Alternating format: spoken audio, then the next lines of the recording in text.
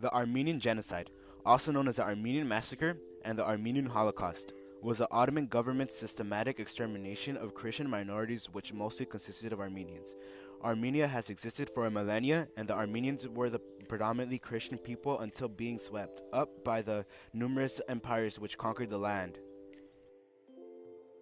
The Ottoman Empire, which was also referred as Western Armenia or Turkish Armenia, was under Muslim property.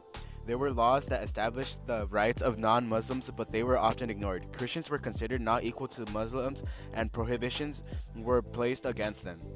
The mass extermination / Armenian genocide was carried out from 1913 until 1923. It is often considered the first major genocide of the 20th century. But to this day, the Turks deny that the genocide happened. They argue that the Armenians were a threat and needed to be stopped. Funny because now people are trying to acknowledge that this event happened, including the Pope, about 27 countries, infuriating the Turks.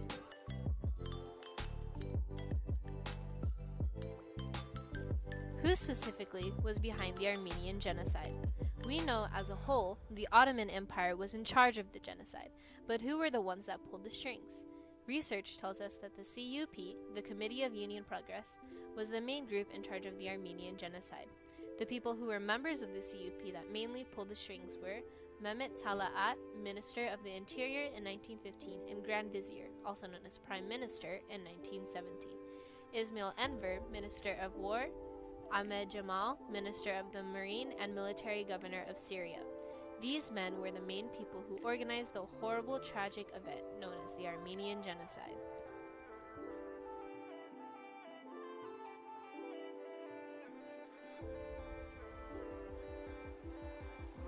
The Armenians were a normal group of civilians who lived in the Ottoman Empire.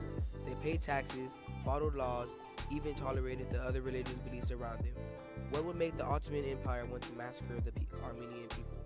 One of the most suspicious of all the possible causes of this tragedy is that the Ottoman Empire felt threatened by the Armenians and felt the whole race should be eliminated.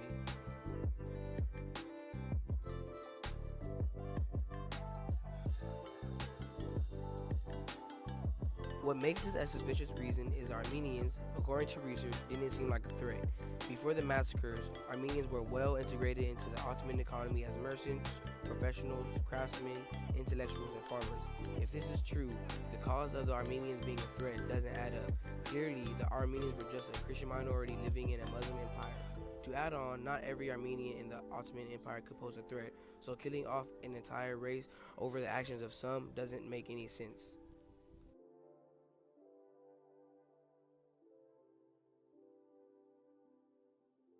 Another reason that is said to cause the Armenian genocide is the decline in the power of the Ottoman Empire, and military losses experienced early in World War I caused the Ottoman government to use the Armenians as scapegoats for these problems, and the Armenian genocide began. The military losses were caused by World War I happening around the same time. Although a bad thing, it makes sense to use another race, especially a race that isn't the most liked, as a scapegoat for the Ottoman Empire. This way, all the worries the Ottoman Empire had about the military losses and loss of power could be placed on someone else. To make matters worse, ideologists such as Zia Goldkop propagandized through the media on behalf of the CUP, Committee of Union and Progress, by promoting pan-Turanism, the creation of new empires stretching from Anatolia into Central Asia, whose population will be exclusively Turkic. This strategy allowed for every citizen of the Ottoman Empire to back the genocide with no argument. During the genocide, Turkey passed laws to depopulate the Armenian people, including methods of gas chambers, lynching, deportation, and much more gruesome ways. The Armenian genocide was a tragic event caused by silly, prideful, and discriminating reasons made against the Armenian people.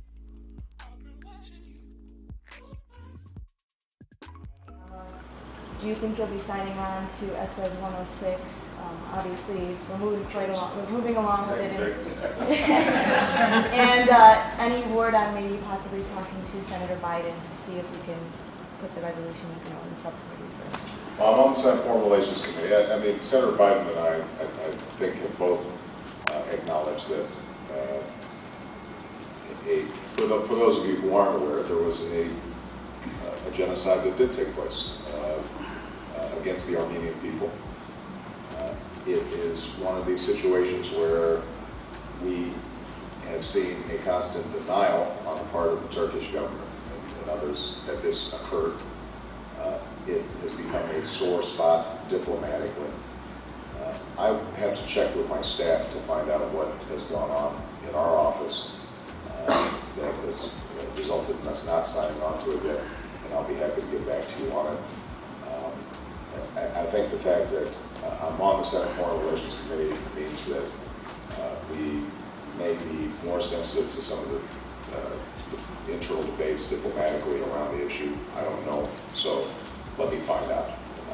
And we can also find out what's the status in terms of Biden moving it forward. Okay. Yes. Jack McConaughey from Malta, Illinois. In 1922, when the genocide was over, there were about 388,000 Armenians remaining in the Ottoman Empire. Ever since the Ottoman surrender and the leaders of the Young Turks fled to Germany, the Turkish government has denied that the genocide ever took place. Angry Armenian nationalists plan to track down and kill the leaders of the genocide, which was known as Operation Nemesis.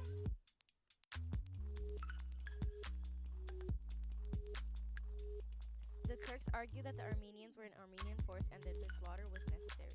Other terrorists and communists such as Hitler have used the example of the Armenian genocide as a reason to commit more manslaughter and get away with it. Go ahead, kill without mercy. After all, who remembers today the Armenian genocide? And finally, in March 2010, recognition of the genocide was finally discussed at a U.S. congressional panel, though to this day there is no full recognition.